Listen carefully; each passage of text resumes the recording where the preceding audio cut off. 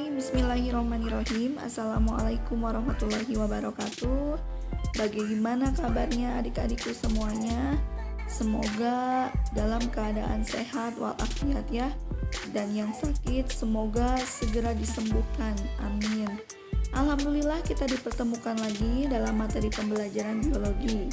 Pada bab kali ini yang akan kita pelajari adalah tentang sistem pernapasan pada bab 7. Mohon maaf apabila ada kesalahan pada penulisan bab. Kita lanjut lagi adik-adik.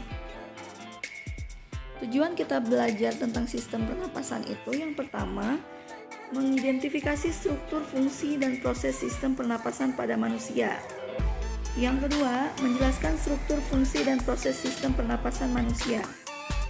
Yang ketiga, membandingkan struktur, fungsi, dan proses respirasi pada manusia dan hewan. Yang keempat, mengidentifikasi kelainan yang terjadi pada sistem pernapasan. Yang kelima, memberi contoh teknologi yang berhubungan dengan kelainan yang terjadi pada sistem pernapasan. Dan yang terakhir adalah menjelaskan bahaya rokok bagi kesehatan. Kita lanjut ya adik-adik ya. Ada pendahuluan terlebih dahulu di sini yang akan Ibu jelaskan ke kalian. Bahwa yang namanya pernapasan itu dapat diartikan sebagai proses yang dilakukan oleh organisme untuk menghasilkan suatu energi dari hasil metabolisme. Nah, ada dua macam pernapasan di sini, yaitu pernapasan luar dan juga pernapasan dalam.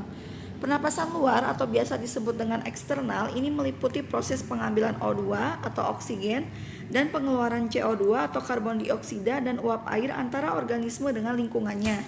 Yang kedua, pernapasan dalam internal disebut juga pernapasan seluler karena pernapasan ini terjadi di dalam sel, yaitu di dalam sitoplasma dan juga mitokondria.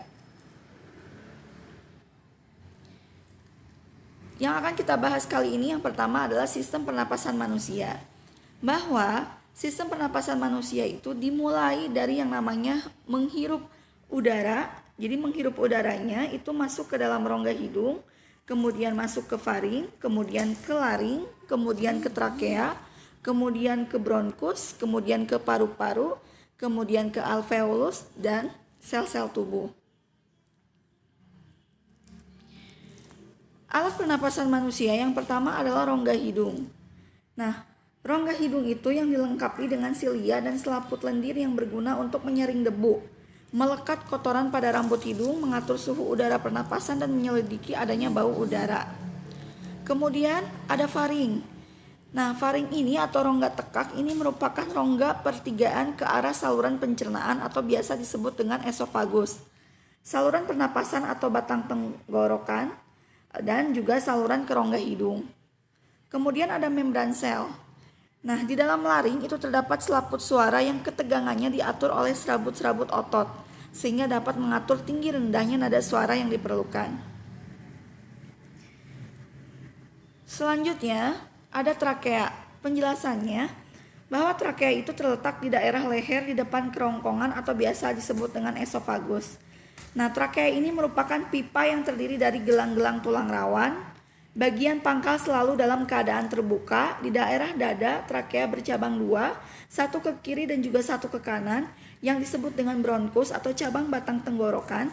Tempat percabangan ini disebut bifurkasi. Kemudian ada bronkus dan juga paru-paru. Nah, bronkus itu masuk ke dalam paru-paru. Di dalam paru-paru, bronkus sebelah kanan bercabang 3, sedangkan bronkus sebelah kiri bercabang 2. Sama jumlahnya dengan jumlah globus paru-paru. Cabang bronkus ini disebut juga bronkiolus. Alat pernapasan manusia. Yang pertama ada bronkiolus dan juga alveolus. Nah, bronkiolus ini berakhir sebagai gelembung halus yang disebut dengan alveolus. Nah, alveolus diselubungi oleh pembuluh darah kapiler, tempat terjadinya difusi oksigen dan juga karbon dioksida. Ini bisa kita lihat di depan kalian masing-masing, merupakan gambar dari bronkiolus dan juga alveolus. Gambarnya hampir menyerupai seperti anggur ya teman-teman ya. Kita lanjut lagi. Proses pernapasan. Jadi, proses pernapasan itu proses pengambilan udara masuk ke dalam tubuh disebut juga sebagai inspirasi atau menarik napas. Kemudian ada pengeluaran udara dari dalam tubuh, itu disebut ekspirasi atau biasa disebut dengan mengembuskan napas. Ada dua macam mekanisme pernapasan di sini, yaitu yang pertama itu ada pernapasan dada. Itu terjadi karena gerakan tulang-tulang rusuk oleh otot-otot antarusuk atau biasa disebut dengan interkostal. Yang kedua ada pernapasan perut. Terjadi karena gerakan otot diafragma atau sekat rongga badan yang membatasi rongga dada dan juga rongga perut. Kita lanjut lagi ya teman-teman ya. Penjelasan yang pertama adalah tentang inspirasi. Nah, inspirasi ini terjadi jika otot-otot antar rusuk itu melakukan kontraksi sehingga tulang-tulang rusuk dan tulang dada terangkat ke atas. Nah, otot diafragma ini berkontraksi, akibatnya rongga dada membesar menyebabkan paru-paru ikut membesar. Akibatnya tekanan udara dalam paru-paru berkurang sehingga udara luar masuk. Kemudian ada ekspirasi. Ini terjadi jika otot-otot antar rusuk itu melakukan relaksasi, yaitu tulang rusuk dan tulang dada turun kembali pada kedudukan semula sehingga rongga dada mengecil, paru-paru ikut mengecil. Oleh karena volume paru-paru berkurang, maka tekanan udara dalam paru-paru bertambah, akibatnya udara keluar. Ini bisa kita lihat gambar yang ada di samping ya. Yang bagian A itu termasuk gambar dari inspirasi, sedangkan yang bagian B itu termasuk ke dalam gambar ekspirasi. Nah, kita lanjut lagi. Volume udara pernapasan dalam paru-paru. Dalam keadaan normal, volume udara inspirasi dan udara ekspirasi itu kurang lebih 500 ml dan disebut udara pernapasan atau biasa disebut dengan volume tidal. Sebagaimana olahragawan itu dapat menambah udara cadangan inspirasi atau udara komplementer menjadi menambah cadangan ekspirasi atau udara suplementer menjadi kurang lebih 1500 ml. Sementara itu kurang lebih 1000 ml udara sisa yang selalu berada dalam paru-paru tidak dapat diekspirasikan disebut udara residu. Sedangkan jumlah udara pernapasan kurang lebih 3500 ml. Kapasitas vital paru-paru ditambah udara residu itu disebut juga sebagai kapasitas total. Kita lanjut lagi. Selanjutnya, materi tentang gas O2 dan CO2 dalam tubuh.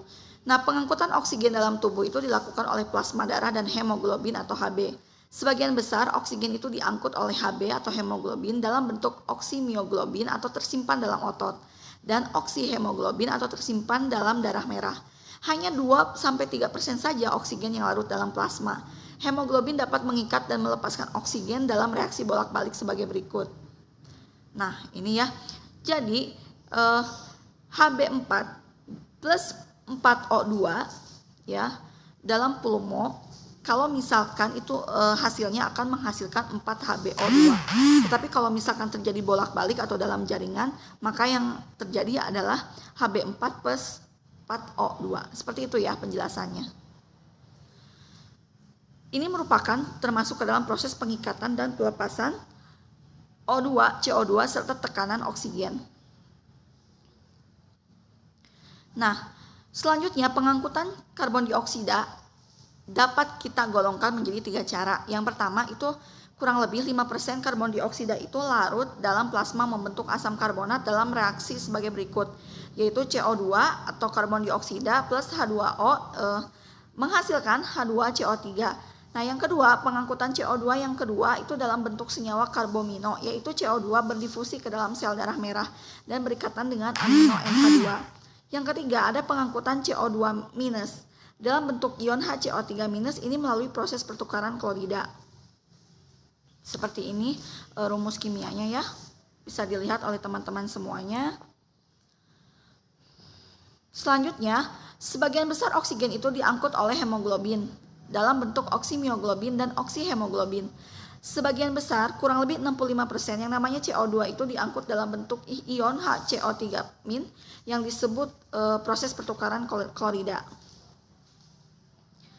Kecepatan pernapasan atau frekuensi pernapasan ini dipengaruhi oleh jenis kelamin, umur, suhu tubuh, posisi tubuh, dan juga kegiatan. Nah, selanjutnya adalah kelainan dan gangguan pada sistem pernapasan. 1. Berkurangnya jumlah hemoglobin. 2. Keracunan gas sianida. atau karbon dioksida. Gas-gas ini mengganggu proses pengikatan O2 oleh darah karena gas CO dan juga gas cyanida ini memiliki daya ikat jauh lebih tinggi terhadap hemoglobin daripada daya ikat hemoglobin terhadap O2. Yang ketiga adalah kanker paru-paru. Ini dapat dipicu oleh polusi udara dan polusi asap rokok yang mengandung hidrokarbon termasuk benzopiren. Yang keempat ada emfisema. Ini terjadi karena jaringan paru-paru kehilangan elastisitas akibat gangguan jaringan elastik dan kerusakan dinding di antara alveoli. Kemudian ada kanker paru-paru. Ini terjadi akibat penyempitan saluran pernapasan. Asma ditambahi dengan mengi atau wheezing, batuk, dan rasa sesak dada secara berkala atau kronis. Ini penyempitan saluran pernapasan dapat disebabkan oleh hal berikut. Yang pertama, sumbatan jalan nafas yang sebagian reversibel. Yang kedua, radang jalan nafas sehingga merusak sel epitel saluran nafas. Yang ketiga, reaksi yang berlebihan pada jalan nafas terhadap berbagai rangsangan, misalkannya adalah reaksi alergi. Yang keenam itu ada TBC atau tuberkulosis. TBC yang dapat mengganggu proses difusi oksigen itu karena timbulnya bintil-bintil kecil pada alveolus yang disebabkan bakteri Mycobacterium tuberculosis. Ini penderita biasanya batuk berat yang dapat disertai batuk darah dan juga menjadi kurus biasanya badannya ya. Selanjutnya ada pneumonia. Ini biasa terjadi karena infeksi bakteri Diplococcus pneumoniae menyebabkan penyakit pneumonia. Kemudian ada radang, ini radang pada bronkus disebut ya. Radang pada bronkus ini disebut bronkitis. Radang pada hidung disebut rinitis radang, di sebelah atas rongga hidung disebut sinusitis. Radang pada laring ini disebut laringitis dan radang pada pleura disebut pleuritis. Ada tonsilitis. Tonsilitis ini adalah peradangan pada tonsil atau amandel. Tonsil ini adalah kelompok jaringan limfoid yang terdapat di rongga mulut. Jika terjadi infeksi melalui mulut atau saluran pernapasan, tonsil ini dapat menyebabkan penyempitan saluran pernapasan. Nah, sekarang yang dijelaskan di sini adalah merokok dan kesehatan. Berbagai penelitian membuktikan bahwa merokok ini berbahaya bagi kesehatan. Merokok mengganggu saluran pernapasan, menyebabkan hilangnya nafsu makan, rasa mual, kemudian nafas pendek, dan ketidakteraturan detak jantung. Bahkan telah diketahui bahwa merokok ini menyebabkan penyakit saluran pernapasan kronis dan sering menyebabkan kematian. Perokok berpeluang besar terkena kanker paru-paru itu tenggorokan dan lidah. Selain itu perokok juga dapat terkena emfisema dan juga bronkitis. Selanjutnya, kandungan pada rokok. Dari sekian banyak kandungan zat berbahaya dalam asap rokok ini, 3 bahan pokok yang paling berbahaya bagi kesehatan adalah nikotin, karbon monoksida, dan juga tar. Penjelasannya yang pertama adalah nikotin. Nah, dalam jumlah yang besar, nikotin sangat berbahaya. 20-50 mg nikotin itu dapat menyebabkan yang namanya pernapasan terhenti.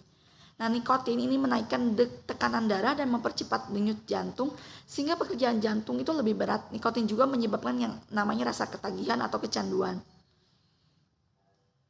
Selanjutnya adalah karbon monoksida atau CO.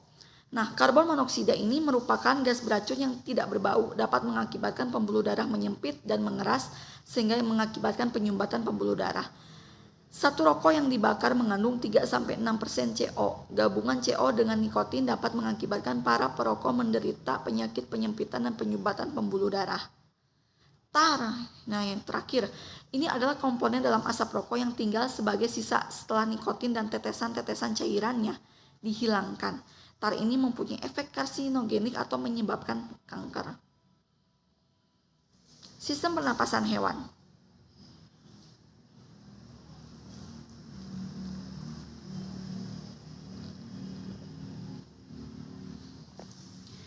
Sistem pernapasan hewan ada yang pertama di sini adalah insekta atau serangga.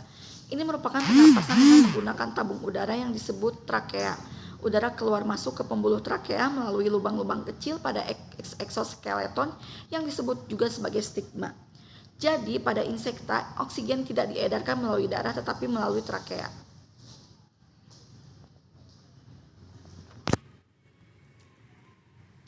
Selanjutnya, pernapasan pada ikan. Ikan bernapas dengan insang yang terdapat di sisi kanan dan kiri kepala. Selain berfungsi sebagai alat pernapasan, insang juga berfungsi sebagai alat ekskresi dan transportasi garam-garam. Selanjutnya, insang ikan tersusun atas bagian-bagian berikut. Yang pertama ada tutup insang atau biasa disebut dengan operculum. Yang kedua ada membran branchiostega. Yang ketiga ada lengkung insang. Yang keempat ada lembaran atau filamen insang. Ada holobran atau kialis berwarna kemerah-merahan. Dan yang kelima ada saringan insang.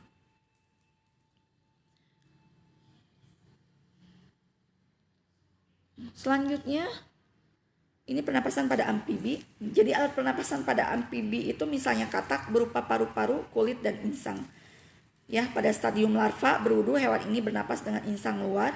Paru-paru katak berjumlah sepasang. Struktur paru-paru katak berupa kantong tipis yang elastis, dilengkapi dengan lipatan-lipatan pada permukaan dinding dalamnya yang berguna untuk memperluas permukaan. Pada permukaan dinding dalam terdapat kapiler-kapiler darah yang berfungsi mengangkut O2 dari paru-paru ke jaringan-jaringan lain dan melepas CO ke paru-paru.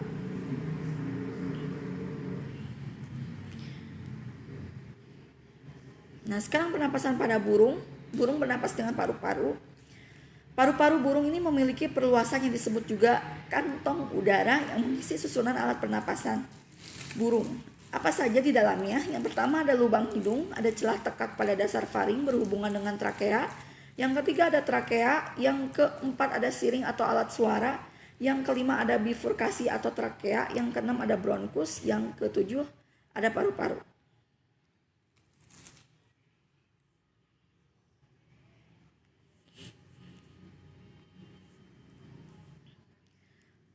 Nah, kantong udara ini berfungsi sebagai alat bantu pernapasan saat terbang, juga membantu memperbesar ruang siring sehingga dapat memperkeras suara. Kantong udara juga berfungsi hilangnya panas badan.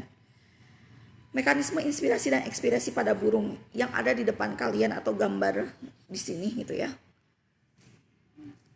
Oke, alhamdulillah materi kita sudah habis sampai dengan sistem pernapasan hewan pada burung.